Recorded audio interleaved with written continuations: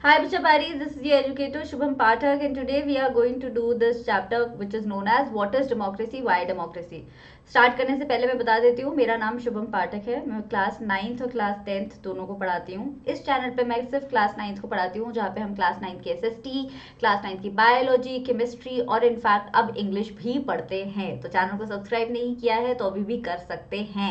चलिए स्टार्ट करते हैं। पूरा चैप्टर हम एक ही क्लास में पढ़ने वाले हैं और पूरे चैप्टर में जो जो कार्टून्स जो बने हुए हैं, जो पिक्चर्स बनी हुई हैं, उनका अर्थ भी हम साथ में समझते हुए चलेंगे। तो पहले हम इस चैप्टर में पढ़ेंगे कि लोकतंत्र होता क्या है, डेमोक्रेसी होती क्या है। फिर बाद में जानेंगे कि लोकतंत्र होना ही क्यों चाहिए, why there should be democracy. तो पहले व्हाट इज डेमोक्रेसी का आंसर करते हैं, फिर व्हाई पे चलते हैं। What is democracy? डेमोक्रेसी एक ऐसी सरकार है, देखो डेमोक्रेसी सरकार चलाने का तरीका है। इसका मतलब ये नहीं है कि दुनिया में हर जगह डेमोक्रेसी है। दुनिया में कई जगह ऑटोक्रेसी भी है, मतलब एक इंसान सिर्फ अपनी चलाता है और किसी की बात नहीं मानता। डिक्टेटरशिप है, दुनिया में कई जगह मोनार्की है। मोनार्की मतलब आज भी राजा महाराजा राज करते हैं, किंगडम चलते हैं, एम्पायर चलते हैं, डेमोक्रेसी नहीं है। तो डेमोक्रेसी बस एक तरीका है सरकार चलाने का। जैसे पढ़ने के बहुत अलग अलग तरीके हो सकते हैं, वैसे सरकार चलाने के भी अलग अलग तरीके हो सकते हैं। लेकिन फिर भी डेमोक्रेसी सबसे ज्यादा फैला हुआ है दुनिया में, तो कुछ तो इसमें खास बात होगी कि लोगों को डेमोक्रेसी ज्यादा पसंद आ रहा है। और इसी खास बात के बारे में अब्राहम लिंकन, जो अमेरिका के एक बहुत जाने माने पुराने प्रेसिडेंट रह चुके हैं, उन्होंने डेमोक्रेसी को बड़ी सटीक तरीके से डिफाइन करने की कोशिश की थी। उन्होंने बोला था कि लोकतंत्र एक ऐसी सरकार होती है जो लोगों की सरकार होती है, लोगों द्वारा होती है और लोगों के लिए होती है। तो Abraham Lincoln said the democracy is of the people, bye the people and for the people. अब ये डेफिनेशन थोड़ी साइंटिफिक नहीं लगती, तो हम डेमोक्रेसी को समझने के लिए कि लोकतंत्र है क्या, उसकी डेफिनेशन बनाने की कोशिश करते हैं। ठीक है। द वर्ड डेमोक्रेसी, जो ये शब्द है इंग्लिश का डेमोक्रेसी, वो एक्चुअली एक बहुत पुरानी भाषा यानी कि ग्रीक भाषा के एक शब्द में से निकला है।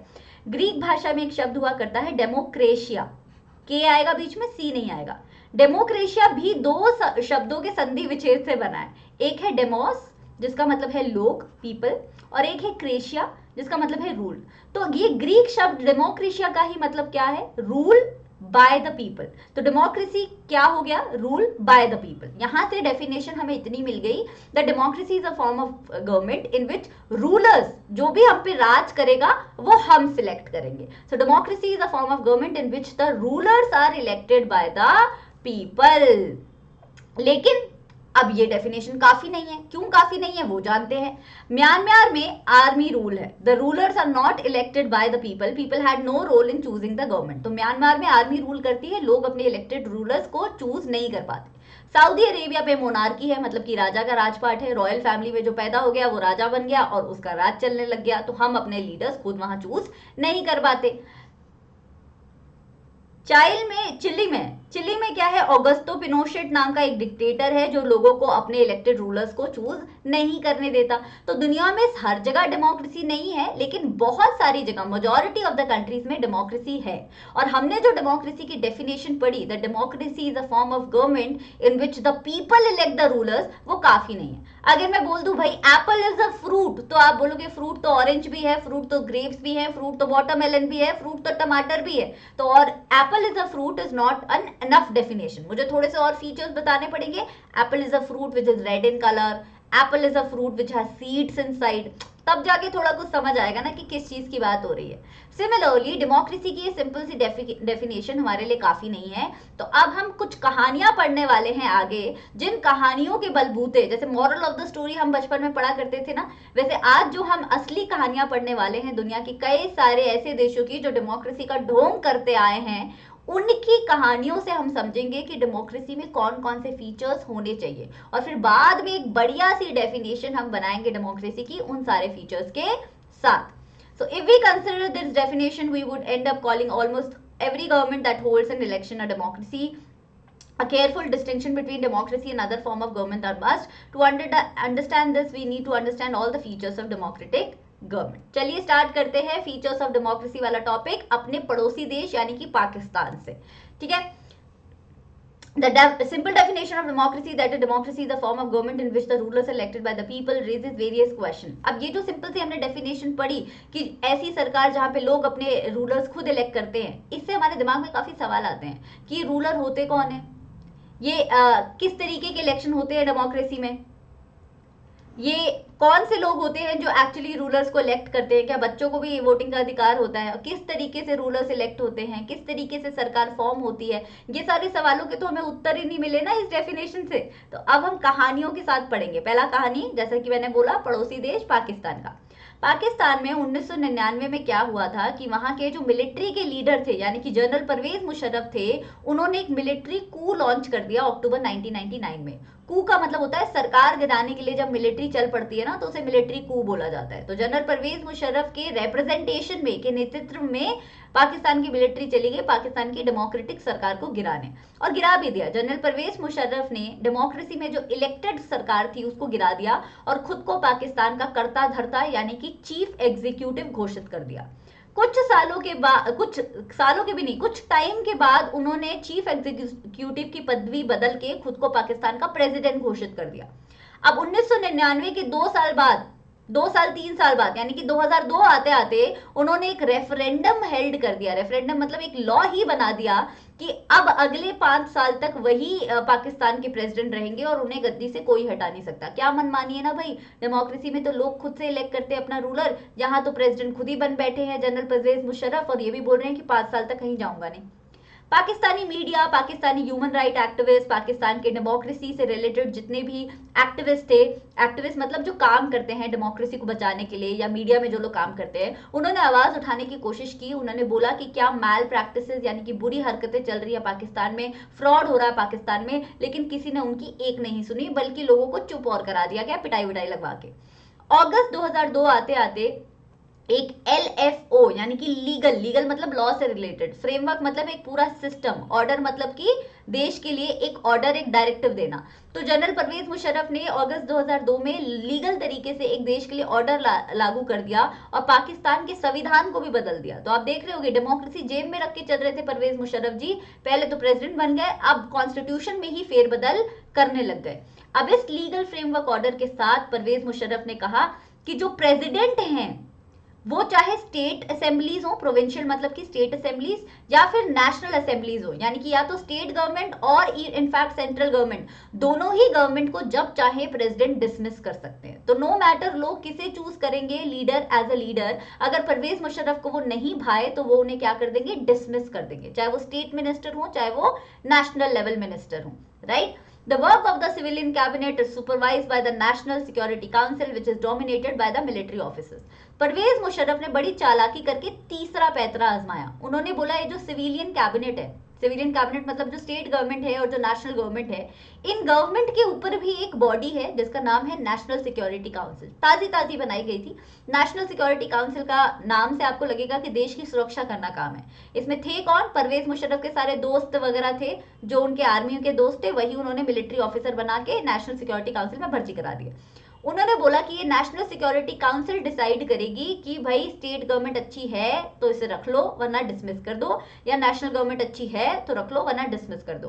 तो एक तरीके से पूरे पाकिस्तान में फाइनल डिसीजन मेकिंग किसके हाथ में चल रही है, परवेज मुशर्रफ और नेशनल सिक्योरिटी काउंसिल के हाथ में चल रही है, आर्मी के हाथ में चल रही है। डेमोक्रेसी तो नहीं है, लोगों के हाथ में तो फाइनल डिसीजन मेकिंग पावर नहीं है। तो ये कैसे हुई democracy?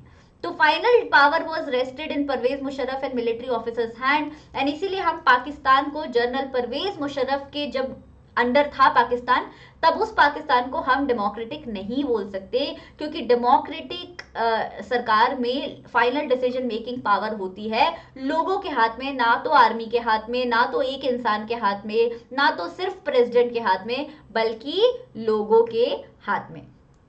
So in a democracy, यहीं से आता है हमारा फीचर नंबर 1 कि एक डेमोक्रेसी में फाइनल डिसीजन मेकिंग पावर होनी चाहिए लोगों के हाथ में। तो अभी तक हमारी डेफिनेशन में क्या दो चीजें हो गई, एक, rulers are elected by the people, ये तो हमने पहली सिंपल डेफिनेशन पढ़ ली थी। एक तो हो गया ये फीचर, एक हो गया ये फीचर। अभी आगे भी बाकी कहानियों से हम फीचर्स पढ़ते रहेंगे। ये आपको एनसीईआरटी में एक फोटो दिखाई हुई है जिसमें देखो ये मिलिट्री ऑफिसर दिखाया हुआ है। मिलिट्री ऑफिसर के हाथ में जो है गन है। यहाँ पे दिखाया हुआ है कि कैसे कई बार दुनिया की डेमोक्रेसीज में क्या होता है कि लोग डेमोक्रेसी को जेब में रख के घूमते हैं। मिलिट्री इस्तेमाल करके या पुलिस इस्तेमाल करके या आर्मी इस्तेमाल करके जो पोलिंग बूथ होते हैं जहां पे लोग वोट देने जाते हैं, उन्हीं पोलिंग बूथ को कैप्चर कर लिया जाता है। और जब कैप्चर कर लिया जाता है तो लोगों को डरा धमका के एक ही पार्टी को जितवाने की कोशिश की जाती है। ये डेमोक्रेसी का सही तरीका नहीं है। तो पाकिस्तान में भी ऐसा तो नहीं हो रहा था, लेकिन पाकिस्तान में जनरल परवेज मुशर्रफ क्या कर रहे थे कि लोग बेचारे अपना पार्लियामेंट चूज करते थे, स्टेट गवर्नमेंट बनाते थे, सेंट्रल गवर्नमेंट बनाते थे, और जब उनका मन करता था वो गवर्नमेंट को डिसमिस कर देते थे। तो रियल पावर लोगों के हाथों से उन्होंने छीन ली थी।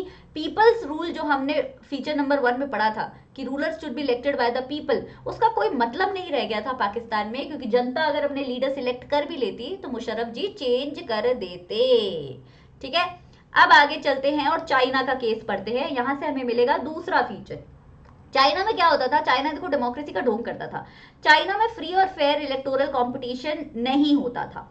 इलेक्शंस हर 5 साल पे होते थे और इलेक्शंस में लोग वोट भी देते थे, और वोट देके चाइना का पार्लियामेंट भी इलेक्ट होता था। चाइना के पार्लियामेंट को चाइनीज में बोला जाता है ह्वानखो रेमनिम दियाबो दहुई। तुम्हें ये नाम याद नहीं करना, तुम्हें याद करना है कि उसे इंग्लिश में क्या बोलते हैं, नेशनल पीपल कांग्रेस। तो हर 5 साल पे इलेक्शन हो रहे हैं, पार्लियामेंट इलेक्ट हो रहा है, नेशनल पीपल कांग्रेस बन रही है। नेशनल पीपल कांग्रेस के पास पावर है कि वो अपना देश का प्रेसिडेंट बनाए, जैसे हमारे देश में होता है इनडायरेक्टली प्रेसिडेंट के इलेक्शन होते हैं, वैसे ही चाइना ढोंग कर रहा था कि नेशनल पीपल कांग्रेस तो लोग सिलेक्ट कर रहे हैं और फिर प्रेसिडेंट हम सिलेक्ट कर रहे हैं। तो ये डेमोक्रेटिक, अभी तक डेमोक्रेटिक साउंड कर रहा है, लेकिन अभी देखो प्रॉब्लम ये थी कि चाइना में अगर आपको इलेक्शन में कैंडिडेट बनना था तो या तो आपको चाइनीज कम्युनिस्ट पार्टी का होना था, चाइनीज कम्युनिस्ट पार्टी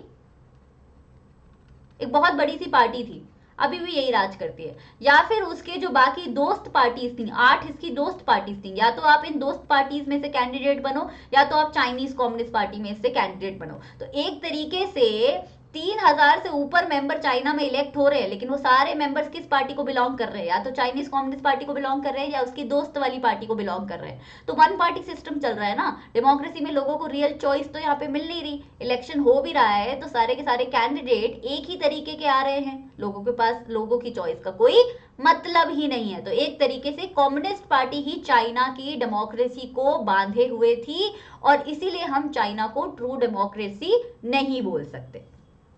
अब मेक्सिको के केस पे आते हैं। मेक्सिको में भी फ्री तरीके से, फेयर तरीके से इलेक्शन नहीं हो रहे थे। याद रखना बच्चा, चाइना में क्या प्रॉब्लम थी, चाइना में लोगों को ट्रू चॉइस नहीं मिल रही थी। मेक्सिको की प्रॉब्लम थोड़ी अलग थी। मेक्सिको को 1930 में इंडिपेंडेंस मिला था, और इंडिपेंडेंस के बाद मेक्सिको में हमेशा से हर 6 साल पे इलेक्शन हो रहे थे और उनका प्रेसिडेंट इलेक्ट किया जाता था।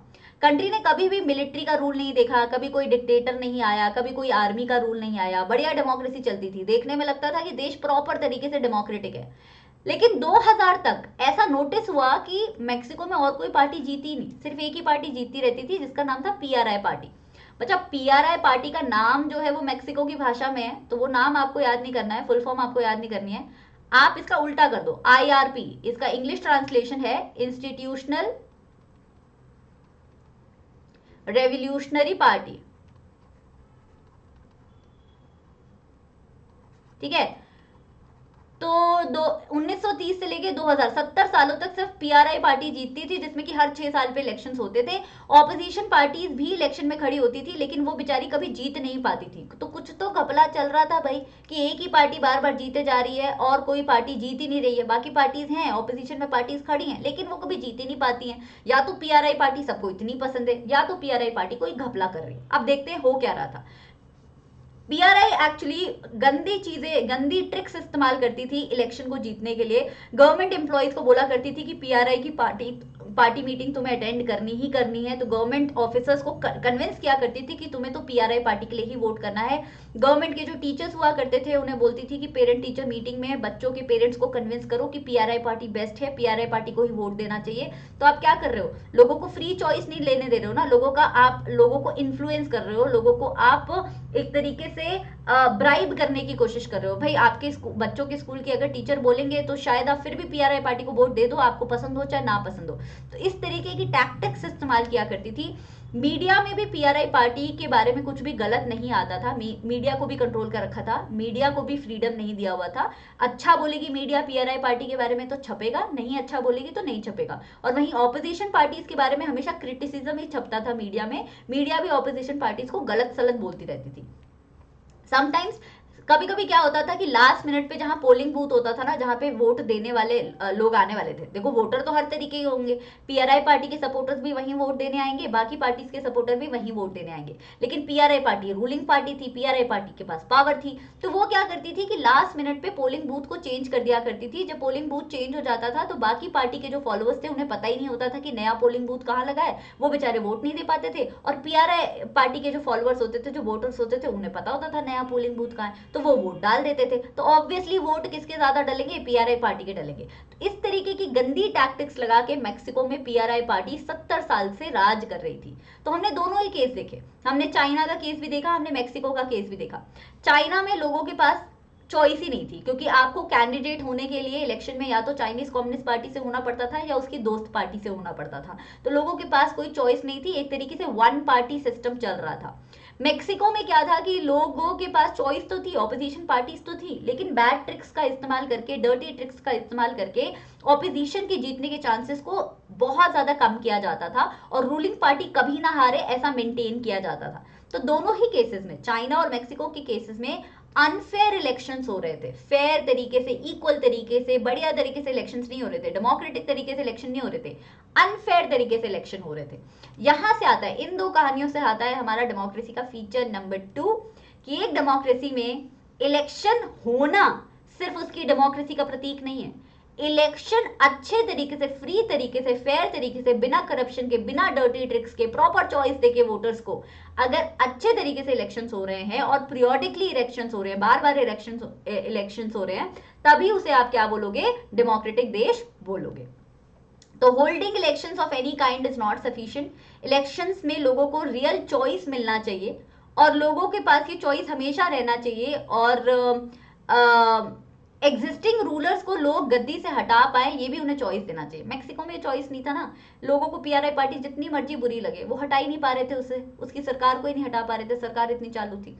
तो ये चॉइस होना लोगों के पास बहुत जरूरी है। तो अभी तक हमने डेमोक्रेसी में दो चीजें पढ़ ली हैं बच्चा, एक तो हमने पाकिस्तान की स्टोरी से जाना कि फाइनल डिसीजन मेकिंग पावर होनी चाहिए लोगों के हाथ में, चाइना और मेक्सिको की कहानी से जाना कि इलेक्शंस होने चाहिए फ्री और फेयर।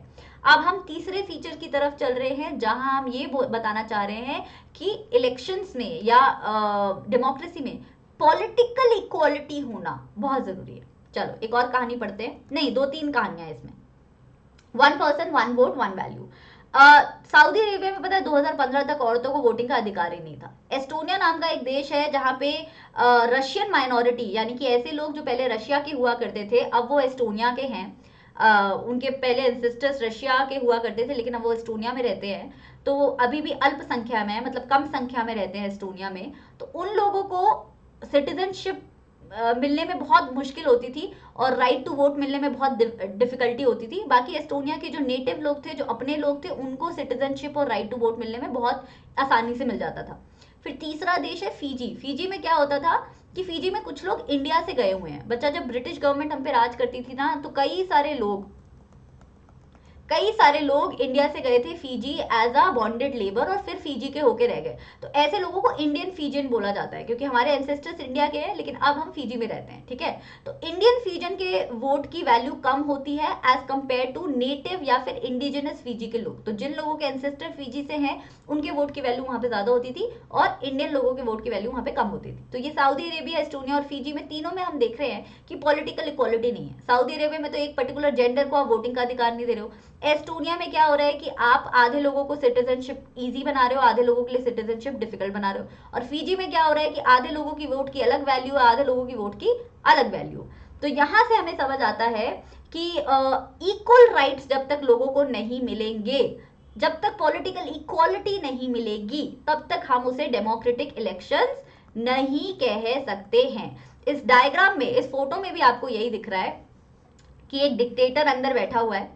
ये डिक्टेटर कह रहा है कि तभी अच्छा था जब मेरा ही वोट काउंट होता था और मैं ही सरकार बनाता था, और बाहर लोग बड़े खुश हो रहे हैं, लोग नारे लगा रहे हैं कि फाइनली हमारे देश में हर इंसान को वोट मिलेगा और हर इंसान की वोट की वैल्यू सेम होगी। तो यही है एक्चुअली डेमोक्रेसी का तीसरा फीचर, पॉलिटिकल इक्वालिटी। देखो, गरीबी अमीरी का भेदभाव शायद मिटे ना मिटे, जैसे इंडिया भी देश दुनिया का सबसे बड़ा लोकतंत्र है, लेकिन यहाँ पे भी आपको गरीब और अमीर दोनों दिखते हैं। तो इकोनॉमिक इक्वालिटी सारी डेमोक्रेसीज में नहीं होती है। हम ट्राई करते हैं कि इकोनॉमिक या सोशल इक्वालिटी मेंटेन हो जाए, लेकिन पॉलिटिकल इक्वालिटी तो हम दे सकते हैं ना, क्योंकि संविधान में हमें इक्वालिटी तो देनी है, सारे जेंडर को, सारे रिलीजन को, सारे कास्ट ग्रुप को, ये तो हम दे ही सकते हैं। सबको वोटिंग का अधिकार देके, सबके वोट की सेम वैल्यू रख के हम पॉलिटिकल इक्वालिटी क्रिएट कर सकते हैं। तो ऐसे देश जहां पे इलेक्शन भी रेगुलरली होते हैं, फ्री और फेयर तरीके से होते हैं, फाइनल डिसीजन मेकिंग पावर भी लोगों के हाथ में होती है, एट द सेम टाइम देश के सारे अडल्ट को, चाहे वो औरतें हों चाहे वो आदमी हों, उन सबको एक वोट मिलता है और उन सबके वोट की वैल्यू समान होती है, ऐसे ही देश को आप क्या बोलते हो? डेमोक्रेटिक बोलते हो। अब हम जाएंगे अपने चौथे फीचर की तरफ। चौथे फीचर से पहले एक और कहानी पढ़ेंगे। ये कहानी है, आपके जो बच्चे क्रिकेट देखते हैं उनको ये नाम जरूर पता होगा। देश का नाम है जिम्बाब्वे। तो जिम्बाब्वे ने अपनी इंडिपेंडेंस हासिल की थी 1980 में। कब की थी? 1980 में। अब 1980 में जिम्बाब्वे आजाद हो गया था, और जिम्बाब्वे की एक पार्टी हुआ करती थी, जैसे हमारे देश में इंडियन नेशनल कांग्रेस आजादी से पहले भी बहुत फेमस थी, तो आजादी के बाद भी अक्सर लोग उसे ही वोट किया करते थे। जिम्बाब्वे में ही 1980, मतलब जब इंडिपेंडेंस नहीं मिली थी, तब से एक पार्टी काम कर रही थी जो इंडिपेंडेंस में बहुत बढ़ चढ़ के पार्टिसिपेट करती थी। पार्टी का नाम था जानू PF, ZANUPF। Again full form याद नहीं करनी है, फुल फॉर्म जिम्बाब्वे की भाषा में है, हमें सिर्फ यही नाम याद करना है, जानू पीएफ। तो जानू पीएफ नाम की पार्टी फ्रीडम स्ट्रगल में बढ़ चढ़ के पार्टिसिपेट किया था, तो लोगों की फेवरेट बन गई थी। जानू पीएफ के एक लीडर हुआ करते थे, रॉबर्ट मुगाबे, वो भी लोगों के फेवरेट बन गए थे। तो काफी पॉपुलर लीडर थे, काफी फेवरेट लीडर थे।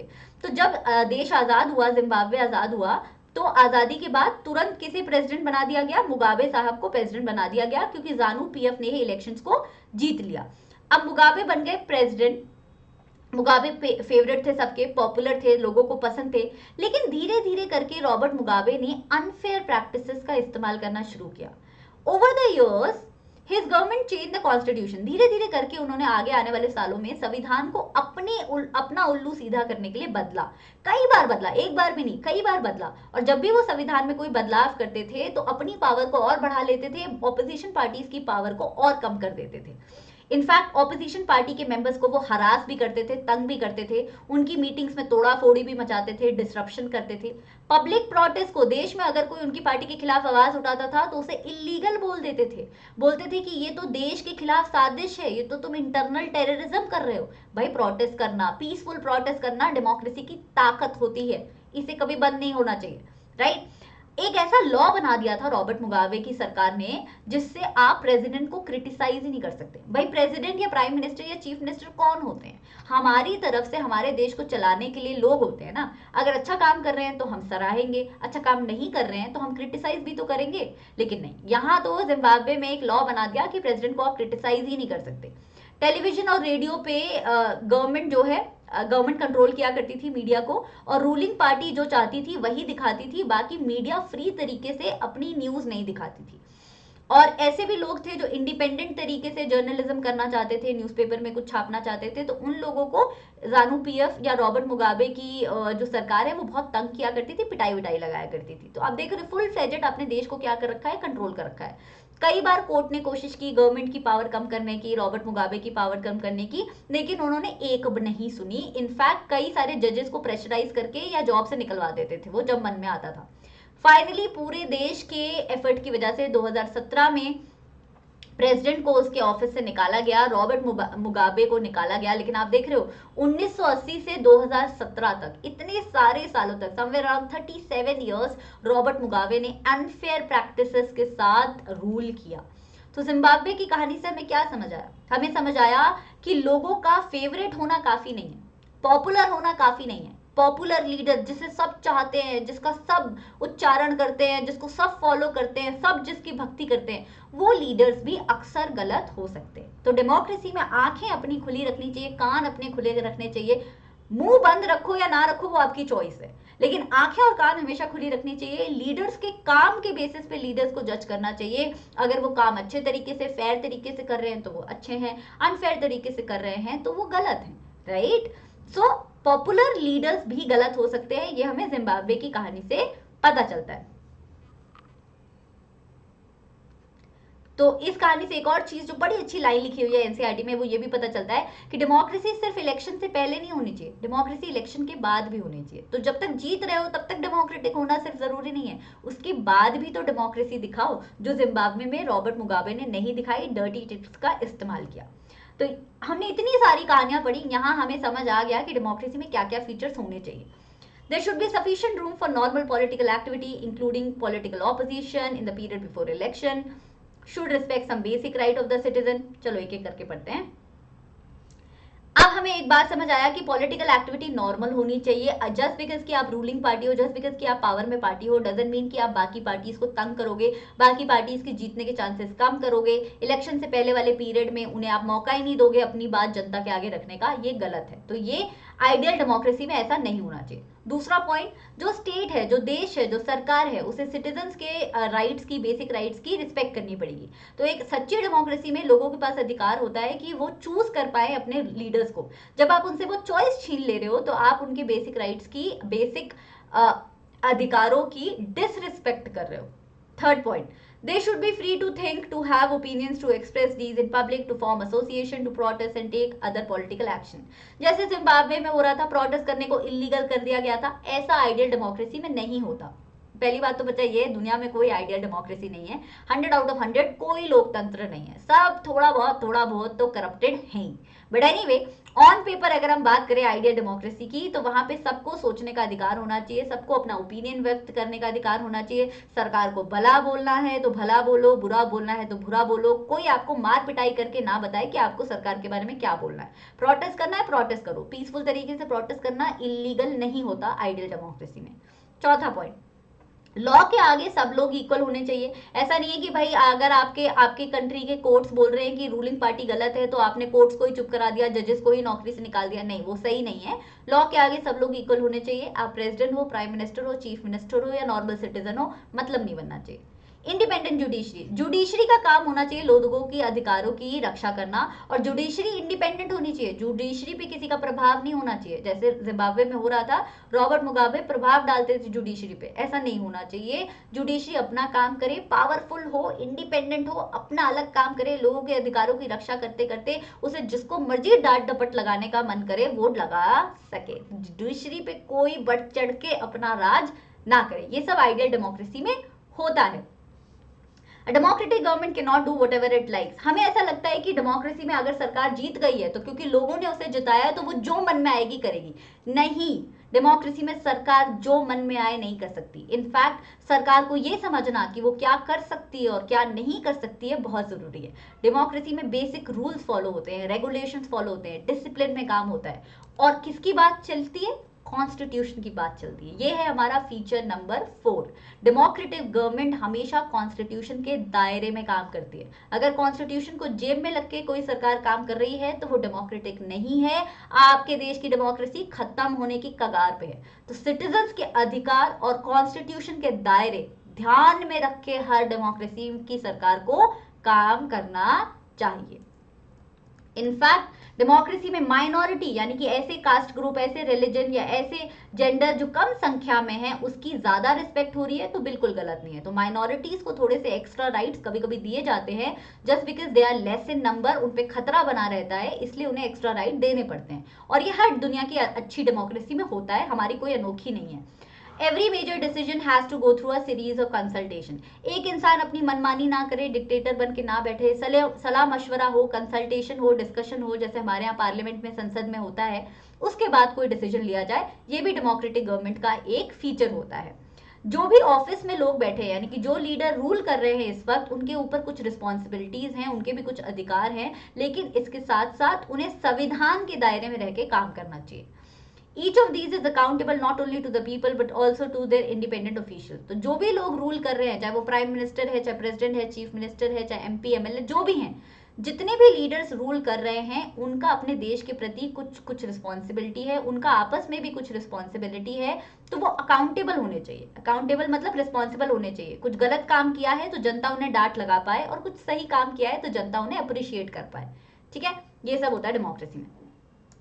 अब इससे पहले कि हम जाए व्हाई डेमोक्रेसी, हम थोड़ा सा समराइज कर लेते हैं व्हाट इज डेमोक्रेसी। हमने कई सारे फीचर्स पढ़े बच्चा। हमने देखा कि फाइनल डिसीजन मेकिंग पावर होनी चाहिए लोगों के हाथ में। वी लर्न इलेक्शन होने चाहिए फ्री और फेयर तरीके से, लोगों को मिले अच्छी चॉइसेस और इलेक्शंस डेमोक्रेटिक तरीके से कंडक्ट हों। हमने फिर देखा कि पॉपुलर लीडर हमेशा अच्छे नहीं होते, डेमोक्रेसी इलेक्शन तक सीमित नहीं होती, इलेक्शंस के बाद भी होनी चाहिए। एंड वी ऑल्सो लर्न कि लोगों के पास प्रॉपर चॉइस होनी चाहिए और संविधान के दायरे में रह के काम करना चाहिए और लोगों के अधिकारों को जेब में लेके नहीं घूमना चाहिए, राइट। सो हमने ये डेफिनेशन को इतना एनरिच किया इन चारों एग्जाम्पल्स के साथ। अब हम जाएंगे और पढ़ेंगे कि इसका क्या क्या क्या सीखा हमने। फाइनली बहुत कुछ पढ़ लिया हमने, बहुत कुछ एक बार समराइज कर लेते हैं। The exercise of this choice leads to government limited by basic rules. Actually ये सब मैं बता चुकी हूँ, जो चारों चीजें मैंने आपको जस्ट बताई वही इसकी समरी है। रूलर्स लोग इलेक्ट करें, लोगों के पास अच्छी चॉइस हो, अपॉर्चुनिटी हमेशा अवेलेबल रहे, इक्वल बेसिस पे पॉलिटिकल इक्वालिटी हो, वेरी वेरी इंपॉर्टेंट, ये मैं बताना भूल गई थी, और संविधान के दायरे में काम करें और सिटीजन्स के अधिकारों को ध्यान में रखें। बस। To understand whether democracy is the best form of government, we need to understand both aspects of democracy. तो why democracy? Why democracy मतलब लोकतंत्र ही पूरी दुनिया में क्यों चलता है, लोकतंत्र ही पूरी दुनिया पसंद क्यों करती है ज्यादातर। इसके सवाल के लिए, इस सवाल को आंसर करने के लिए हम कुछ ऐसे पॉइंट्स पढ़ेंगे जो डेमोक्रेसी के लिए अच्छे हैं और कुछ ऐसे पॉइंट्स पढ़ेंगे जो डेमोक्रेसी के बारे में बुराई करते हैं उसकी। दोनों चीजें पढ़ेंगे, दोनों सिक्के के पहलू देखेंगे, अच्छाई भी बुराई भी, फिर हम खुद डिसाइड करेंगे। पहले हम क्या करते हैं कि बुराई कर लेते हैं थोड़ी सी डेमोक्रेसी की, फिर अच्छाई पे आते हैं। बुराई, बुराई नंबर 1 इंस्टेबिलिटी। डेमोक्रेसी में क्या होता है कि अनस्टेबल सरकार बनती है, हर 5 साल के बाद, हर 6 साल के बाद सरकार बदल जाती है, नए लीडर सिलेक्ट होते हैं, पुराने वालों ने जो काम किया होता है वो बीच में छूट जाता है, नए वाले आके अपनी प्रोग्राम और पॉलिसी बना लेते हैं, तो गवर्नमेंट जो है बड़ी अनस्टेबल होती है। दूसरा पॉइंट, मोरालिटी का कोई स्कोप नहीं होता। हमें लगता है कि हमारा नेता सिर्फ हमारे भले के बारे में सोचे, ऐसा कभी होता नहीं है। वो लोग सिर्फ अपने पॉलिटिकल करियर को एडवांस करने के बारे में सोच रहे होते हैं। तो इलेक्शन जीतने के चक्कर में इतनी गंदगी मचती है, वो तो आप देखते ही रहते हो न्यूज चैनल पे, इतनी गंदगी मचती है, आपस में इतनी गाली गलौज, इतना आरोप, दोषारोपण, आरोप वगैरह लगाए जाते हैं, पूरा न्यूज चैनल खराब हो जाता है, देश का माहौल खराब हो जाता है। तीसरा पॉइंट, डिसीजन मेकिंग में बहुत डिले आता है, क्योंकि आपके पास हर स्टेट से, हर कास्ट से, हर जेंडर से, हर रिलीजन से कुछ ना कुछ रिप्रेजेंटेशन होता है संसद में। तो कई बार क्या होता है कि एक मुद्दे को पास करने में, एक इशू के ऊपर लॉ बनाने में बहुत टाइम लग जाता है। जैसे कि मैं एक एग्जांपल बताती हूँ, एनसीईआरटी का नहीं है, औरतों का एग्जाम्पल है। हम ट्राई कर रहे हैं कि हमारे देश में औरतों को रिजर्वेशन मिल जाए, पॉलिटिकल रिजर्वेशन मिल जाए सेंटर में और स्टेट गवर्नमेंट में। लोकल गवर्नमेंट में है, हम सेंटर और स्टेट गवर्नमेंट की मांग कर रहे हैं। और पता है ये मांग कब से चल रही है? ये मांग चल रही है 1990 से, तो 1990 के दशक से मांग चल रही है। 2022 आ गया है, सरकारें आई, सरकारें बदली, सरकारें गई, लेकिन किसी ने भी इस मुद्दे के ऊपर अभी तक लॉ अच्छे से नहीं बनाया। तो विमेन रिजर्वेशन बिल अभी भी पार्लियामेंट में अटका हुआ है। तो कई बार होता है कि कई इंपॉर्टेंट डिसीजंस भी डेमोक्रेसी में डिले हो जाते हैं। चौथा पॉइंट, बैड डिसीजन। ऐसा जरूरी नहीं है कि जस्ट बिकॉज आपने लीडर को इलेक्ट किया है, आपने अच्छा सोच के इलेक्ट किया होगा। भाई कई बार होता है केक मंगाते हैं हम बर्थडे पे सोच के कि ये नया फ्लेवर है, क्या पता केक बहुत टेस्टी आए, केक हो जाता है थोड़ा सा फुस, केक हो जाता है थोड़ा सा गंदा, थोड़ा सा बैड टेस्टिंग, क्या हो गया। सिमिलरली हम सोचते हैं कि हमारा लीडर, हमारा नेता बहुत अच्छा होगा, हमारे लिए अच्छा काम करेगा, कभी कभी नहीं भी काम करते यार लोगों के अधिकारों को लेकर, कभी कभी निकल जाते हैं बुरे वो लोग, क्या करें अभी। ये भी एक बुरा बात है डेमोक्रेसी का कि popular leaders also become bad sometimes. Fifth point, corruption. Democracy में बहुत करप्शन होता है। डेमोक्रेसी में ना बहुत सारे ऑफिसेज होते हैं, आप देखते ही हो, पेंशन का अलग ऑफिसेज है हमारे यहाँ, वाटर का अलग डिपार्टमेंट है, विमेन का अलग डिपार्टमेंट है, चिल्ड्रन का अलग डिपार्टमेंट है, वेलफेयर का अलग डिपार्टमेंट है, गरीबों के लिए इतने सारे डिपार्टमेंट है। अलग अलग अलग डिपार्टमेंट में अलग अलग डेस्क पे अलग अलग लोग बैठते हैं, अलग अलग गवर्नमेंट ऑफिशियल बैठते हैं। उन्हें लगता है कि सरकार वही है, और सरकार होने के नाम पे वो इतना करप्शन, इतनी ब्राइबरी लेते हैं, इतनी घूस वगैरह लेते हैं, आए दिन हम लोग न्यूज पे देखते रहते हैं। तो ये भी डेमोक्रेसी का एक फीचर है जो कि बहुत बुरी बात है। छठा point, ordinary people don't know what is good for them. Democracy में हम बोलते हैं कि फाइनल डिसीजन मेकिंग पावर किसके हाथ में है? जनता के हाथ में। पर जनता क्या इतनी इंटेलिजेंट है कि उसे पता है उसके लिए क्या सही है और क्या गलत है? क्या सारे लोग इतने इंटेलिजेंट होते हैं जस्ट बिकॉज वो 18 साल से ऊपर हैं? क्या उनके पास इतनी मेच्योरिटी है? आपने अपने आसपास कितने सारे बड़े लोग देखे होंगे जिनमें मेच्योरिटी बिल्कुल नहीं होती। तो देश ऐसे ही बना होता है, स्पेशली डेवलपिंग नेशंस जहां पे सब लोग पढ़े लिखे भी नहीं होते। तो इलिटरेट, अनअवेयर जनता को नहीं पता होता कि उनके लिए क्या सही है क्या गलत है। ये भी डेमोक्रेसी की एक बहुत बड़ी खामी है कि सारी की सारी पावर हम लोगों के हाथ में दे देते हैं, and sometimes ordinary people don't know what is best for them. तो कंक्लूजन में ये है कि डेमोक्रेसी एक मैजिकल सोल्यूशन नहीं है सारी प्रॉब्लम्स का। डेमोक्रेसी गरीबी नहीं हटा पाती है। हमारे देश को देख लो, बांग्लादेश को देख लो, पाकिस्तान को देख लो, तीनों डेमोक्रेटिक है, तीनों में गरीबी है ना। 3 एग्जाम्पल दे रही हूँ बस, और भी बहुत सारे देश हैं। तो डेमोक्रेसी गरीबी नहीं हटाती है। डेमोक्रेसी में डिसीजन लेने में कभी कभी टाइम भी लगता है, तो डिसीजन कब आएगा ये नहीं पता होता, लेकिन डिसीजन की क्वालिटी अच्छी होगी ये हमें पता होता है। डेमोक्रेसी में लोग भी मिस्टेक कर देते हैं, कभी कभी गलत रूलर को इलेक्ट कर देते हैं। डेमोक्रेसी में लीडरशिप बदलती रहती है, नए इलेक्शन के साथ नए लीडर्स आते हैं, नए लीडर्स पुराने वाले लीडर्स के काम को हटा देते हैं। तो कहने का मतलब है कि डेमोक्रेसी बेस्ट सोल्यूशन नहीं है, लेकिन फिर भी डेमोक्रेसी बहुत अच्छी है, तभी पूरी दुनिया डेमोक्रेसी की दीवानी है। अब क्यों अच्छी है वो हम पढ़ने वाले हैं, वाई डेमोक्रेसी के आर्गुमेंट फॉर डेमोक्रेसी। अब अच्छाइयों पे आएंगे। अच्छाई नंबर 1, अच्छा नहीं पहले कुछ और लिखा है, एक second. The argument against democracy show that democracy of the kind we see may not be ideal for the government, but that is not a question we face in real life. The real question we face is different. Is democracy better than other forms of government that are there for us to choose from? Very important point. जब भी हमसे कोई ऐसा abstract question पूछा जाए जिसका सही उत्तर हमें ना पता हो, जैसे मैं पूछूं कि नीम का पेड़ अच्छा है कि आम का पेड़ अच्छा है, अभी हमें नहीं पता कौन सा पेड़ अच्छा है एनवायरनमेंट के लिए, वी हैव नो क्लू। तो हम क्या करेंगे कि नीम के पेड़ से तो हमें दातुन मिलता है और मेडिसिनल पर्पस मिलता है, बट आम के पेड़ से तो आम मिलते हैं, दातुन तो हम यूज नहीं करते हैं, ब्रश यूज करते हैं, तो आम, मुझे तो लग रहा है कि आम का पेड़ अच्छा है। मुझसे कोई पूछेगा तो मैं ये आंसर दूंगी। अब बहुत ही बुरा एग्जाम्पल दिया है मैंने, लेकिन कोई तुमसे पूछे कि डेमोक्रेसी अच्छी है, बेस्ट फॉर्म ऑफ गवर्नमेंट है कि नहीं, और मान लो तुम्हें आंसर नहीं पता, तो तुम क्या करोगे, उसे बाकी तरीकों की सरकार से कंपेयर करोगे कि क्या डिक्टेटरशिप डेमोक्रेसी से अच्छी है, नो। क्या मोनार्की डेमोक्रेसी से अच्छी है, नो। तो फिर बचा क्या, डेमोक्रेसी। तो डेमोक्रेसी अच्छी इसलिए भी है क्योंकि बाकी सारी डिफरेंट डिफरेंट तरीके की सरकार डेमोक्रेसी से काफी बुरी है, ठीक है। ओके, चाइना का केस पढ़ते हैं। चाइना देखो डेमोक्रेसी है नहीं, डेमोक्रेसी का ढोंग जरूर करता था पहले, अब ढोंग करना भी बंद कर दिया। एनीवे, चाइना में ना एक बहुत बड़ा सूखा पड़ा था 1958 से 1961 में। 3 करोड़ लोग मर गए थे, वो भी ये चाइना की बात हो रही है, चाइना नंबर्स को बहुत दबाता है। तो 3 करोड़ लोग तो ऑन रिकॉर्ड मर गए थे, पता नहीं कितने इससे अलावा कितने लोग मरे होंगे। अब चाइना में ऐसा माना जाता है कि इकोनॉमिस्ट का, साइंटिस्ट का ऐसा मानना है कि चाइना की सरकार ने लोगों की जरूरतों का ख्याल नहीं रखा। बहुत पहले से लोग बोल रहे थे कि सूखा पड़ सकता है, सूखा पड़ सकता है, लेकिन चाइना की गवर्नमेंट ने उनकी एक नहीं सुनी, और इसकी वजह से सूखा बढ़ बढ़ के इतना बड़ा हो गया कि 3 करोड़ लोग तो ऑन पेपर मर गए। अब इंडिया की बात करें तो इंडिया की कंडीशन चाइना से कोई बहुत ज्यादा डिफरेंट नहीं थी जब हम आजाद हुए थे। हम भी एक बहुत गरीब देश थे 1947 में, सब कुछ लूट के ले गए थे अंग्रेज, राइट। हमारे यहाँ भी सूखा पड़ने की कंडीशन बन रही थी, हमारे यहाँ भी फूड का इतना ज्यादा अवेलेबिलिटी नहीं थी कि सब लोग पेट भर के खाना खा सके, पूरा इंडिया पेट भर के खाना खा सकते। तो हम भी बहुत अच्छी पोजीशन में नहीं थे, लेकिन फिर भी हमारे यहाँ कभी इतना बड़ा सूखा या इसके आसपास का सूखा भी आजादी होने के बाद नहीं पड़ा। तो इसका श्रेय किसको जाता है, डेमोक्रेसी को जाता है। तो ये मैं नहीं बोल रही हूँ, ये एनसीईआरटी बोल रही है, और ये दुनिया के साइंटिस्ट और इकोनॉमिस्ट बोल रहे हैं कि क्योंकि इंडिया में डेमोक्रेसी थी, तो जब लोगों ने थोड़ा बहुत कंप्लेन करना शुरू किया कि यार सूखा पड़ रहा है, सूखा पड़ रहा है, सूखा पड़ने की आशंका हो रही है, तब गवर्नमेंट ने रिस्पॉन्ड किया लोगों की जरूरतों पे, और गवर्नमेंट ने सूखा इतने बड़े लेवल पे पड़ने नहीं दिया। तो चाइना में डेमोक्रेसी के लैक की वजह से 3 करोड़ लोग मारे गए, लेकिन इंडिया में क्योंकि डेमोक्रेसी थी तो लोगों की बातें सुनी गई, राइट। तो ऐसा माना जाता है that the existence of democracy in India made the Indian government respond to food scarcity, और चाइनीज गवर्नमेंट नहीं कर पाई, इंडियन गवर्नमेंट तेज थी, इंडियन गवर्नमेंट कर पाई, लोगों की जरूरतों के बारे में सुना और एक्शन ले लिया जल्दी, और एक्शन जल्दी ले लिया तो फिर सूखा नहीं पड़ा। The cartoon is from Brazil. अच्छा, इस कार्टून के बारे में मैं बताती हूँ, चाइना और पहले ये पढ़ लेते हैं। The comparison between the two countries show that why democracy is considered the best form of government. Democracy is better than any other form of government in responding to the needs of the people. तो China और भारत की कहानी से हमें क्या पता चलता है, क्योंकि ये पता चलता है कि डेमोक्रेसी में लोगों की दिक्कतों के बारे में सरकार पूछती है, सरकार उस पर ध्यान देती है, सरकार उसके बारे में एक्शन लेती है। तो कहने का मतलब है लोगों की जरूरतों के ऊपर रिस्पॉन्ड किया जाता है। नॉन डेमोक्रेटिक गवर्नमेंट नहीं करती, उसे क्या मतलब लोगों को क्या पड़ी है, उसे तो पता ही है लोग वोट दे ना दे उसी की सरकार बननी है ना। चाइना में तो चाइनीज कम्युनिस्ट पार्टी ने रूल करना था, लोगों के वोटिंग से तो उनको कोई मतलब नहीं था। लेकिन इंडिया में उनको पता था कि लोगों की बात नहीं सुनी गई तो लोग वोट नहीं देंगे, आपकी पार्टी गिर जाएगी।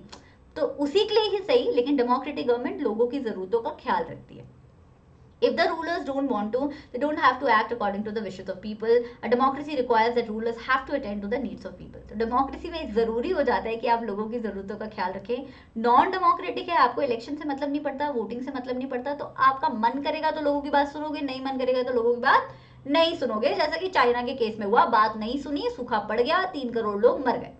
दूसरा पॉइंट, अच्छा, आर्ग्यूमेंट 1 है कि democratic government is better government because it is more accountable. फिर से बता रही हूँ, अकाउंटेबल का मतलब होता है रिस्पॉन्सिबल, है ना. तो लोग बोल रहे थे सूखा पड़ने वाला है, सूखा पड़ने वाला है, तो हमारे देश की सरकार ने रिस्पॉन्सिबिलिटी दी और बड़े लेवल पे सूखा नहीं पड़ने दिया. अब आता है someone who is accountable is more responsible for what they do. दूसरा आर्गुमेंट की तरफ चलते हैं. Another reason why democracy should lead to better decisions than any non-democratic government is because of this. Democracy is based on consultation and discussion. याद करो, जब हम democracy की बुराई कर रहे थे तो हमने पढ़ा कि डेमोक्रेसी में डिसीजंस लेट आते हैं. वेरी ट्रू, डिसीजंस बहुत लेट आते हैं. कितनी बार डिस्कशन होता है, डिबेट होता है और डिसीजन वहीं लटक जाते हैं बीच में, डिस्कशन के बीच में. लेकिन डिस्कशन की क्वालिटी बहुत अच्छी आती है. अगर मैं एक बच्चे से पूछूं कि क्लास में मॉनिटर किसको बनाना चाहिए, तो वो तो अपने दोस्त को बोल देगा यार मेरे दोस्त को बना दो मॉनिटर, या मुझे ही बना दो, है ना. लेकिन मैं अगर पूरी क्लास से पूछूं कि आप बताओ क्लास में मॉनिटर कौन बनना चाहिए, तो सबकी राय उसमें इंक्लूडेड होगी, है ना. सिमिलरली जब हम एक के हाथ में दे देते हैं डिसीजन मेकिंग पावर, जैसे कि मोनार्की और डिक्टेटरशिप में होता है, तो लोगों की नहीं चलती. लेकिन क्योंकि हमारे देश में या डेमोक्रेटिक देशों में क्या होता है कि क्लास मॉनिटर हर जगह से बनते हैं. हर प्रांत के क्लास मॉनिटर, हर स्टेट के क्लास मॉनिटर आपको पार्लियामेंट में बैठे हुए दिखते हैं. और पार्लियामेंट के पास पावर होती है लॉ बनाने की. लॉ पता है सुप्रीम कोर्ट नहीं बनाता है, लॉ बनाते हैं मिनिस्टर्स, बाय द वे. तो लॉ बनाते हैं पार्लियामेंट में बैठे मिनिस्टर्स, यानी कि मेंबर ऑफ पार्लियामेंट. अब मेंबर ऑफ पार्लियामेंट हर जगह से आ रहे हैं इंडिया के. अब हर जगह से, हर कास्ट, हर रिलीजन, हर जेंडर से आ रहे हैं, तो फिर वो डिसीजन की क्वालिटी कैसी होगी, बढ़िया होगी, क्योंकि उसमें हर कम्युनिटी का रिप्रेजेंटेशन होगा, हर कम्युनिटी की बात उसमें इन्वॉल्व होगी. तो बड़े बड़े डिसीजन थोड़े टाइम ले लेते हैं डिसीजन आने में, लेकिन वो इररिस्पॉन्सिबल डिसीजन नहीं होते हैं, वो बढ़िया डिसीजन होते हैं, उनकी क्वालिटी होती है बहुत बढ़िया. तीसरा आर्ग्यूमेंट, डेमोक्रेसी में लड़ाई झगड़े होने के चांसेस कम होते हैं, और लड़ाई झगड़े हो जाएंगे तो सुलझेंगे कैसे, उसके बारे में भी डेमोक्रेसी आपको प्रॉपर तरीके से बताती है. In any society, people are bound to have differences of opinion and interest. These differences are particularly sharp in a country like ours, which has an amazing social diversity. People belong to different regions, speak different languages, so on and so forth. They look at the world very differently and have different preferences. These preferences of one group can clash with those of the other group. Conflict can be solved by brutal power, but what would lead to resentment and unhappiness? Different groups may not be able to live together for such a. एक second मैं पढ़ लूँ जरा, इसका सार बताओ. ये पूरी एनसीईआरटी मैंने छाप दी है पीपीटी में, थोड़ा सा पढ़ लूँ मैं. Democracy provides the only peaceful solution. In democracy, no one is permanent winner, no one is permanent loser. Different groups can live with another peacefully. In a diverse country like India, democracy keeps our country together. इतनी सारी बातें बोल दी, छोटी सी बात थी. तीसरा argument बहुत छोटा सा था कि डेमोक्रेसी में लड़ाई झगड़ा हो जाता है तो उससे डील करने का एक मैकेनिज्म दिया होता है. देखो, 4 बर्तन है तो खटकेंगे, चाहे डिक्टेटरशिप हो, चाहे मोनार्की हो, लड़ाइयां तो होनी ही होनी है, चाहे छोटे से छोटा देश उठा लो.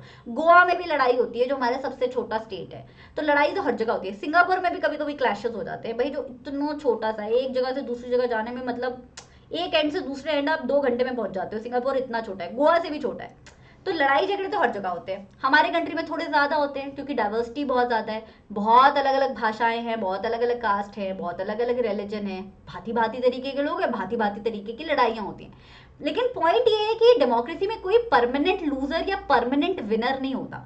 डेमोक्रेसी में हम पॉलिटिकल इक्वालिटी देते हैं, तो सबको वोटिंग का अधिकार है. तो नो मैटर आप किस रिलीजन से बिलोंग करते हो और किस कास्ट से बिलोंग करते हो, नो मैटर आपके कास्ट के लोग आपकी कंट्री में ज्यादा हैं कि कम हैं, आपके रिलीजन के लोग कंट्री में मेजॉरिटी में हैं कि माइनॉरिटी में हैं, इट डजंट मैटर. आप इंडिविजुअल तरीके से परमानेंट लूजर या परमानेंट विनर नहीं हो. आपने जिसे वोट दिया था उसकी सरकार बन गई है तो आप विनर हो, नो मैटर आपका रिलीजन क्या है, कास्ट क्या है. और आपने जिसे वोट दिया था उसकी सरकार नहीं बनी है तो आप लूजर हो. लेकिन इसका मतलब ये नहीं है कि अगली बार आपकी फेवरेट सरकार नहीं बनेगी. तो परमानेंट लूजर और विनर जैसा कॉन्सेप्ट नहीं होता, सब एक लेवल पे होते हैं, सब पॉलिटिकली इक्वल होते हैं. तो ये 3 आर्ग्यूमेंट्स हमने देखे डेमोक्रेसी के लिए. एक, डिसीजन की क्वालिटी बहुत अच्छी आती है. दूसरा, लोगों की ज़रूरतों का ध्यान रखा जाता है.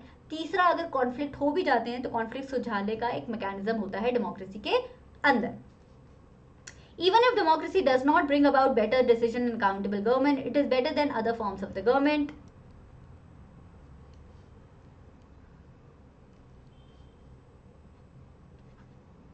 चौथा आर्ग्यूमेंट है ये, आगे लिखा होगा। चौथा आर्ग्यूमेंट है democracy enhances the dignity of the citizen. आप सोचो बाकी तरीके की सरकार, चाइना का केस देखा, जिम्बाब्वे का केस देखा, लोगों को तो कैसे इग्नोर किया जा रहा था। भाई कौन है हमारा क्लास मॉनिटर, अगर हमारी बात नहीं सुनेगा या हमारी बात नहीं सुनेगी तो तुम्हारे क्लास मॉनिटर होने का क्या काम ना। हमारी मॉनिटर हो तो हमारी तो बात, हमारी तो रक्षा करोगे, हमारी तो बातें समझोगे, हमारी बातें टीचर से मनवा के दोगे हमें, तभी तो मॉनिटर हो। नहीं, ऐसा बाकी तरीके की सरकार में नहीं होता, डेमोक्रेसी में होता है। डेमोक्रेसी में लीडर्स को ये बात पता होती है कि वो कौन है, वो लोगों के रिप्रेजेंटेटिव है, लोगों के क्लास मॉनिटर है, तो वो लोगों की जरूरतों का ख्याल रखते हैं। ऊपर से डेमोक्रेसी में जो है कॉन्स्टिट्यूशन होता है, कॉन्स्टिट्यूशन के अंदर सारे सिटीजन्स को इक्वालिटी मिलती है, सारे सिटीजन्स को क्या मिलता है, अधिकार मिलते हैं। फंडामेंटल राइट्स का कॉन्सेप्ट इंडियन कॉन्स्टिट्यूशन में जो है वो लोगों के अधिकारों के बारे में बात करता है। पॉलिटिकल इक्वालिटी तो मिलती ही मिलती है, सबको समान status, one vote one value and everybody gets the vote. लोग चाहे अमीर हो, चाहे गरीब हो, चाहे पढ़े लिखे हो, चाहे अनपढ़ हो, डजंट मैटर, सबको पॉलिटिकल इक्वालिटी है। रूलर के लिए वोट इंपॉर्टेंट है तो रूलर के लिए गरीब वोट भी उतना इंपॉर्टेंट है जितना अमीर वोट है, तो सबका ख्याल रखा जाता है। अगर बाई चांस लोग गलत लीडर चूज कर भी लेते हैं तो भी उनके पास ये चॉइस होती है कि अगली बार उस रूलर को गद्दी से हटा दे। तो लोगों के पास डिग्निटी होती है, डिग्निटी का मतलब लोगों के आत्मसम्मान की रक्षा की जाती है bye fundamental rights in Indian constitution. चौथा पॉइंट। पांचवा point, democracy allows to correct its own mistake. No guarantee that mistakes cannot be made in democracy. Advantage of democracy is that mistake can be hidden for long. There is a space of public discussion on these mistakes and correction. Either the rulers have to change their decision or the rulers can be changed. Very important point. कई आजकल हमारे देश का माहौल हो गया है, ये कई सालों से हमारे देश का माहौल हो गया है कि अगर हम किसी लीडर को या किसी मिनिस्टर को या किसी प्रोग्राम को या किसी पॉलिसी को क्रिटिसाइज करते हैं तो हमें बुरा बुरा बोला जाता है कि अरे तुम्हें तो कोई भी अच्छा नहीं लगता, इतने अच्छे लीडर हैं, इतने अच्छे ये हैं, उन्हें क्यों क्रिटिसाइज कर रहे हो। भाई क्योंकि क्रिटिसाइज करना डेमोक्रेसी में आपका जन्म सिद्ध अधिकार है। डेमोक्रेसी में हर मुद्दे पे पब्लिक डिस्कशन होता है। गलती हुई है तो गलती सामने आ जाएगी, पोल सामने खुल जाएगी, और पोल खुल गई तो आप क्रिटिसाइज कर सकते हो। क्या मतलब बनता है कि वो मिनिस्टर है और क्या मतलब बनता है कि वो मिनिस्टर नहीं है। कायदे से करो, गाली गलौज मत करो, लेकिन क्रिटिसाइज तो कर सकते हो। अगर आपको उनकी कोई बनाई हुई, किसी रूलिंग पार्टी की बनाई हुई कोई प्रोग्राम और पॉलिसी नहीं पसंद आई, करो क्रिटिसाइज। या तो वो अपनी प्रोग्राम और पॉलिसी बदल देंगे क्योंकि आप क्रिटिसाइज कर रहे हो, या फिर आप अगली बार सरकार बदल देना, आपके हाथ में वोटिंग का अधिकार है।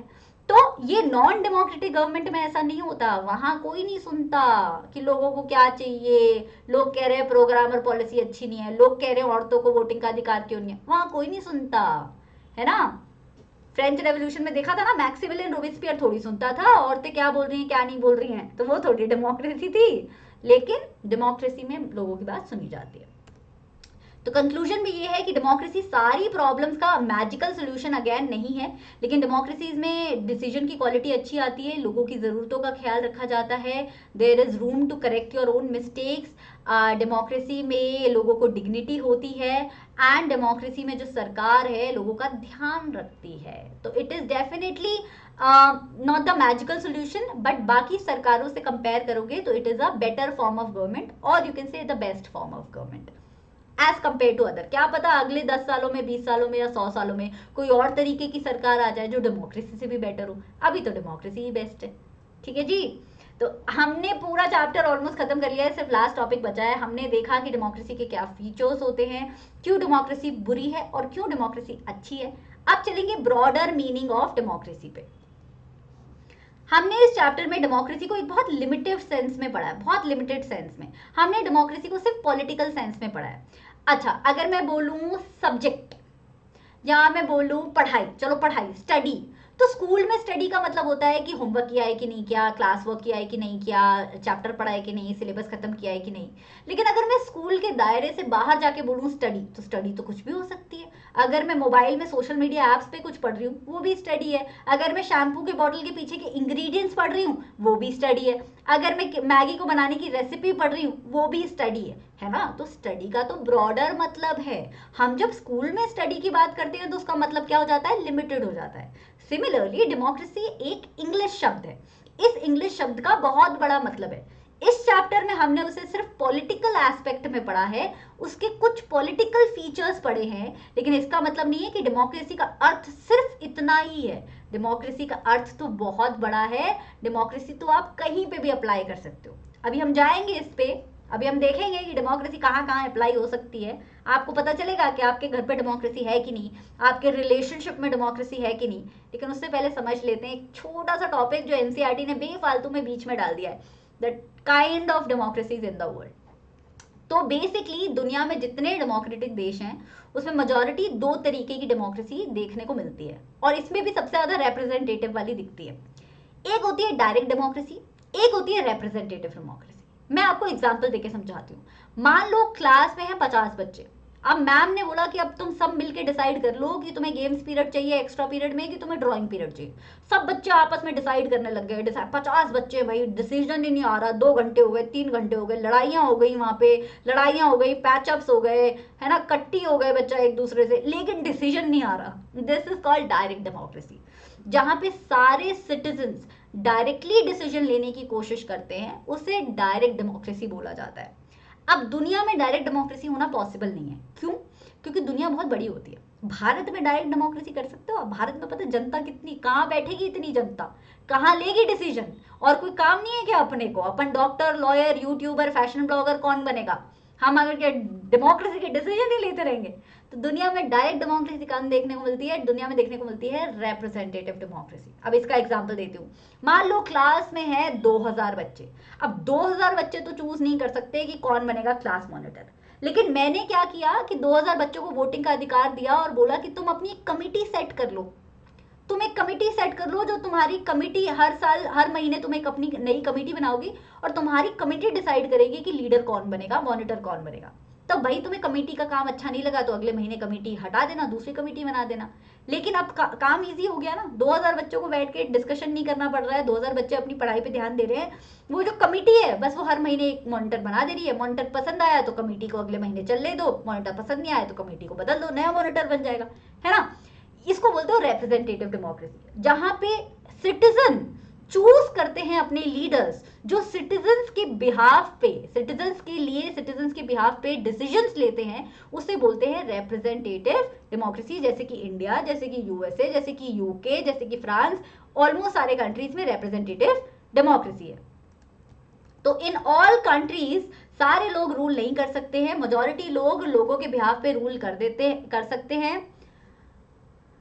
The majority of people rule through their elected representative. तो सब लोग वोट देके अपने लीडर चूज कर लेते हैं। किसी के पास इतना टाइम नहीं है कि जाके कलेक्टिव डिसीजन लेंगे, डायरेक्ट डिसीजन लेंगे, तो वो अपने बिहाफ पे क्लास मॉनिटर बना देते हैं और बोल देते हैं कि तुम ले लो हमारे बिहाफ पे डिसीजन, राइट। तो यहां से आपको अंडरस्टैंडिंग आई, थोड़ी सी अंडरस्टैंडिंग आई कि डेमोक्रेसी का क्या मतलब है। थोड़ा दिमाग लगाओ। Direct democracy, representative democracy, broader meaning क्या होगा डेमोक्रेसी का? ब्रॉडर मीनिंग डेमोक्रेसी का सिर्फ इतना सा है, कहाँ गया, कहीं तो लिखा था एनसीईआरटी में।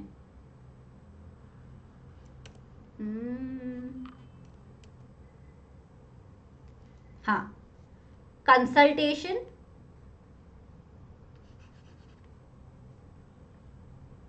Consent, consultation and same way. तो अब आप अपनी फैमिलीज को उठा के देख लीजिए। अगर आपकी फैमिलीज में कोई इंपॉर्टेंट डिसीजन लेने से पहले मम्मी और पापा आपस में कंसल्ट करते हैं, बाद में आपसे भी कंसल्ट कर लेते हैं, या पूरी फैमिली साथ में मिलकर डिसीजन लेती है, तो आपकी फैमिली डेमोक्रेटिक है। लेकिन अगर आपकी फैमिली में मम्मी अपनी मर्जी चलाती रहती है और किसी से बात ही नहीं करती है, या पापा अपनी मर्जी चलाते रहते हैं और किसी से बात ही नहीं करते हैं, तो फिर आपकी फैमिली डेमोक्रेटिक नहीं है। अगर टीचर एक क्लासरूम में सारे बच्चों से पूछ के कोई डिसीजन ले रही है तो वो क्लासरूम डेमोक्रेटिक है। लेकिन अगर टीचर खुद ही डिसीजन ले रही है या 2-4 बच्चों से पूछ के डिसीजन ले रही है तो वो डेमोक्रेटिक नहीं है।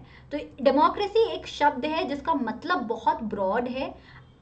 किसी भी सिचुएशन, किसी भी रिलेशनशिप, किसी भी ऑर्गेनाइजेशन, किसी भी इंस्टीट्यूशन, किसी भी जगह दुनिया में अगर आपको ये दो चीजें दिख रही हैं कि सब लोगों से सलाह मशवरा किया जा रहा है डिसीजन लेने से पहले, या जिसके पास कम पावर है, या जो गरीब है, जो अमीर है, उससे मतलब नहीं है, जिसके पास थोड़ी सी कम पावर भी है, उससे भी पूछा जा रहा है कि डिसीजन में तुम्हारा क्या ओपिनियन है, तब वो जगह डेमोक्रेसी है। जैसे एक ऑफिस में अगर बॉस अपनी मनमानी नहीं कर रहा है या नहीं कर रही है, छोटे से छोटे एम्प्लॉय से, चाहे वो रिसेप्शनिस्ट क्यों ना हो, चाहे वो बहुत छोटे लेवल की एम्प्लॉय क्यों ना हो, छोटे से छोटे एम्प्लॉय से अगर पूछा जा रहा है कि आपका क्या मानना है इसके बारे में, तो वो ऑफिस क्या है, डेमोक्रेटिक है। तो याद रखना, broader meaning of democracy means that democracy have to feature, democracy has to feature.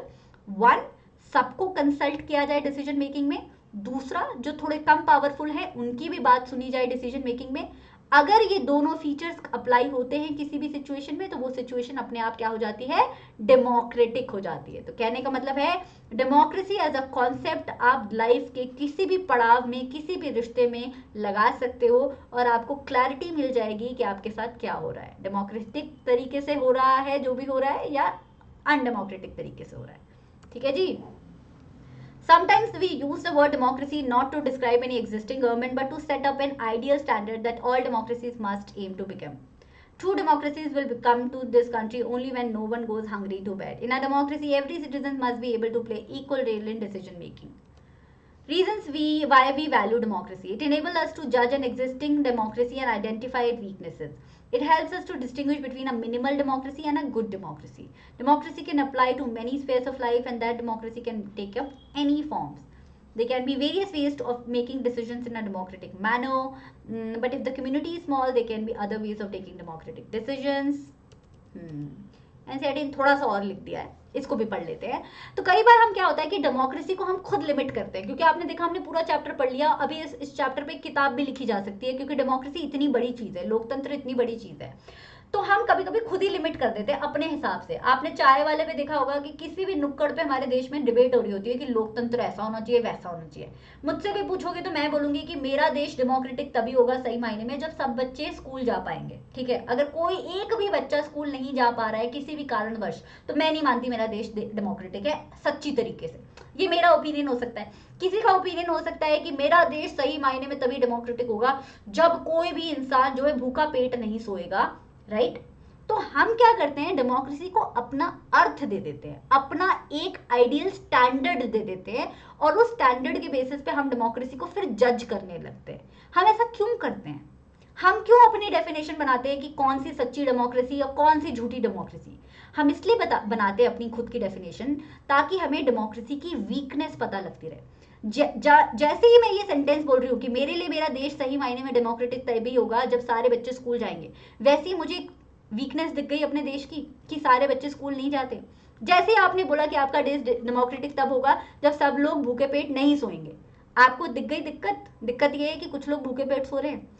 तो हम अपना अर्थ डेमोक्रेसी को इसलिए देते हैं ताकि डेमोक्रेसी की वीकनेसेस हमें सामने आती रहे और हमें पता चले कि मिनिमल फॉर्म ऑफ डेमोक्रेसी और अच्छी डेमोक्रेसी में क्या अर्थ है। बोलते हैं ना, 40 नंबर लाने वाले बच्चे पास जरूर हो जाते हैं, लेकिन आप गुड स्टूडेंट कब बनते हो, जब आप 80 या 90 से ऊपर लाते हो, राइट। ऐसा हम जज करते हैं ना बच्चों को मार्क्स के बेसिस पे, नहीं करना चाहिए पर करते हैं।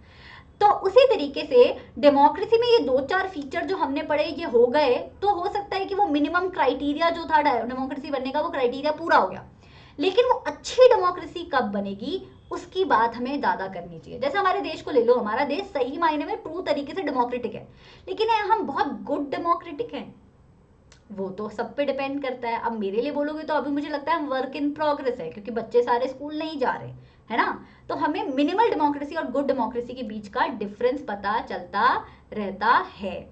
बहुत तरीके हो सकते हैं डेमोक्रेटिक तरीके से डिसीजन लेने के। जैसे कि आपने देखा कि ब्रॉडर मीनिंग ऑफ डेमोक्रेसी में एक घर में पर्टिकुलर कार कौन सी आएगी उसको भी आप जज कर सकते हो, उस पूरे प्रोसेस को जज करके आप देख सकते हो कि क्या ये डेमोक्रेटिक तरीके से लिया हुआ डिसीजन था कि ये नॉन डेमोक्रेटिक तरीके से लिया हुआ डिसीजन था। हमारे देश में भी अलग अलग तरीके से डेमोक्रेसी चलती है, लोकसभा में अलग चलती है, राज्यसभा में अलग चलती है, विधानसभा में अलग चलती है। गाँव में चले जाओगे तो सब लोग बैठ के आपस में सलाह मशवरा, टाइम बहुत होता है लोगों के पास गाँव में आपस में बैठ के डिसीजन ले रहे होते हैं। तो देश में भी डेमोक्रेसी अलग अलग तरीके से चलती है। गांव में एक तरीके से ऑलमोस्ट डायरेक्ट डेमोक्रेसी देखने को मिलती है, सब लोग बैठ के डिसीजन लेते हैं, पंचायत लगती है पूरी, ठीक है। लेकिन स्टेट लेवल पे या सेंटर लेवल पे ऐसा नहीं होता, क्योंकि एक स्टेट में ज्यादा लोग होते हैं, सारे लोग कहाँ बैठेंगे ना एक स्टेट के, गाँव के तो बैठ जाएंगे एक गाँव के अंदर, स्टेट के नहीं हो पाएगा। तो कई तरीके हैं डेमोक्रेटिक डिसीजन लेने के लिए। तो कहने का मतलब है पूरे चैप्टर की समरी ये है कि डेमोक्रेसी परफेक्ट नहीं है, किसी भी देश की डेमोक्रेसी परफेक्ट नहीं होती है, 100 आउट ऑफ 100 नहीं होती है, ये हमेशा क्या होती है, एक वर्क इन प्रोग्रेस होती है। आइडियल डेमोक्रेसी जैसा दुनिया में कुछ एग्जिस्ट नहीं करता। हाँ, मिनिमम कंडीशंस बहुत सारे देश डेमोक्रेसी की पूरी कर देते हैं, लेकिन हम फिर भी उन्हें आइडियल या परफेक्ट डेमोक्रेसी नहीं बोल सकते हैं। This requires a constant effort. Democracy कभी भी शायद परफेक्ट ना हो सकता है कि हम जो अभी सोच रहे हैं कोई भूखा ना सोए या सारे बच्चे स्कूल जाएं, ये अगर देश में हो भी गया तब तक हमारी ज़रूरतें और बढ़ जाएंगी, फिर और बढ़ जाएंगी, फिर और बढ़ जाएंगी। तो हो सकता है कि कभी भी कोई भी देश परफेक्ट डेमोक्रेटिक ना बने, लेकिन it is okay because democracy is a work in progress. Democracy एक ऐसी तरीके की सरकार है जिसमें रोज आपको एफर्ट डालना पड़ेगा कि आप कल से बेहतर बनो, और अगर आप कल से बेहतर बन रहे हो तो ऑलरेडी आप अच्छे ट्रैक पे चल रहे हो, इसी ट्रैक पे चलते रहो। What we do as citizens can make a difference to making our country more or less democratic. The fate of the country depends not just on the rulers but mainly on the citizens. Other forms of government like monarchy, dictatorship or one party rule do not require all citizens to take part in politics. तो कहने का मतलब ये है कि हम ये भूल जाते हैं, हमें लगता है कि लोकतंत्र की सारी रिस्पॉन्सिबिलिटी है मिनिस्टर्स के ऊपर। मिनिस्टर्स देखे ना, हमारा देश लोकतंत्र क्यों नहीं है, पॉलिटिकल पार्टीज गंदी है, ये मिनिस्टर गंदा है, वो लीडर गंदा है, वो ऑपोजिशन पार्टी गंदी है। ये सब ठीक है, लेकिन कभी आपने सोचा कि वो लोग देश का 1% भी नहीं है। हमारे देश के सारे लीडर्स, किसी भी डेमोक्रेटिक देश के लीडर्स देश का 1% भी नहीं बनाते हैं। बाकी देश की भी तो रिस्पॉन्सिबिलिटी है, और हम तो बोल ही रहे हैं, अब्राहम लिंकन बोल के गए the democracy is of the people, bye the people, for the people. तो लोग भी तो थोड़ा डेमोक्रेसी को सुधारें, सारा का सारा जिम्मा हम लीडर्स पे क्यों डाल दें। जितना हम और आप लोकतंत्र के बारे में बात करेंगे, जितना हम और आप लोकतंत्र को समझने की कोशिश करेंगे, बेशक समझ ना आए, जितनी कोशिश करेंगे, जितना हम एक्टिव पार्टिसिपेशन लाएंगे डेमोक्रेसी के अंदर, उतनी डेमोक्रेसी निखर के आएगी। क्या पता एक दिन ऐसा आए कि हमारा देश परफेक्टली डेमोक्रेटिक बन जाए, है ना। लेकिन उसके लिए हम और आपको मिलके बहुत सारा करना पड़ेगा काम। तो जाने से पहले ये क्लास फोटो दिखा देती हूँ, जो फोटो आर के नारायण जी ने बनाई थी। इस फोटो में आप देख रहे होंगे देश के कई सारे मिनिस्टर्स की फोटो जो है यहाँ पे टंगी हुई है। बहुत सारे हमारे देश के प्राइम मिनिस्टर्स की फोटो टंगी हुई है। नेहरू जी हैं, शास्त्री जी हैं, इंदिरा गांधी जी हैं, नंदू जी हैं, मोरारजी देसाई जी हैं, चरण सिंह जी हैं, बहुत सारे प्राइम मिनिस्टर्स यहाँ पे हैं।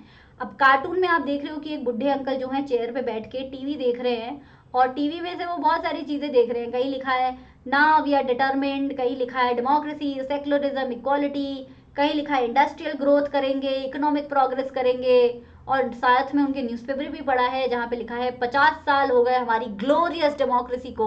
और अंकल जो है चेयर पे मस्त अपना सो रहे हैं। तो यहाँ पे ऐसा दर्शाया है कि एक bad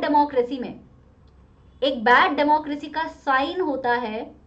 by the way are के लक्ष्मण का बनाया हुआ ये कार्टून टाइम्स ऑफ इंडिया में छपा था। बैड डेमोक्रेसी का साइन होता है वेयर पीपल आर इग्नोरेंट।